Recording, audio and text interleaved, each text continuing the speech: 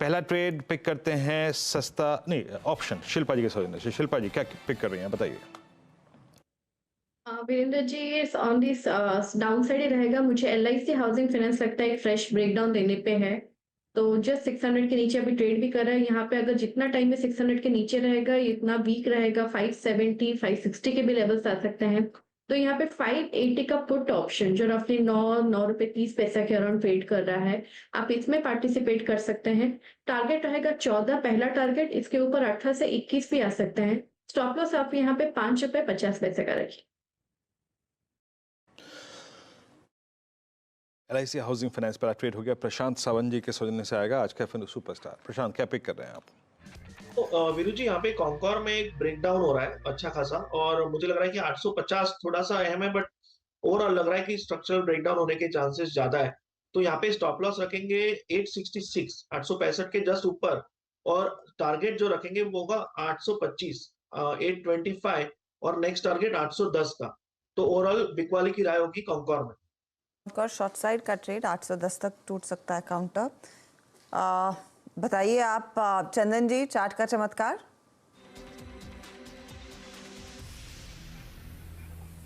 देखिए, मैं कैनफिन होम पे बिकवाली की सलाह दूंगा। कैनफिन होम स्ट्रक्चर वीक है और कंटिन्यूसली वीकली स्केल पे लोअर टॉप लोअर बॉटम बन रहे हैं, और 725 के नीचे ये होल्ड कर रहा है। वो इंडिकेशन दे रहा है कि नीचे की तरफ और स्लिप हो सकता है। शॉर्ट्स के बिल्टअप भी यहाँ पे देखने को मिल रहे हैं। तो यहाँ पे 730 के स्टॉप लॉस से बिकवाली की सलाह करेंगे।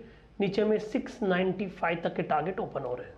695 तक टूट सकता है। कैनफिन होम एक और मंदी का ट्रेड आपकी स्क्रीन पर आ रहा है, लेकिन अगला ट्रेड जो रहेगा वो मंदी का नहीं होगा, ये मैं कह सकती हूँ। गौरांग हमारे साथ है। गौरांग, गुड मॉर्निंग, बताइए मिड कैप फंडा।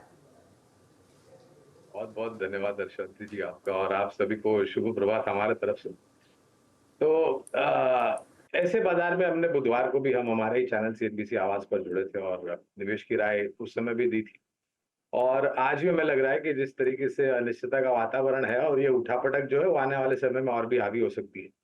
तो विकल्प के रूप में एक कंपनी, शायद हमने इस पर चर्चा भी की थी और इस पर सुझाव भी दिया था, छोटी मझौली कंपनी है HG इंफ्रा एंड इंजीनियरिंग।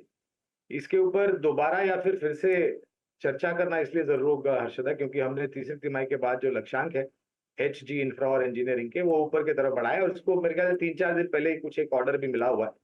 बुनियादी दर के आधार पर यहाँ पर खरीदारी की राय है, और लक्ष्य के रूप में अगर आप हमें पूछते हैं तो करीबन 1120 1150 के लक्ष्यांक निर्धारित किए हैं।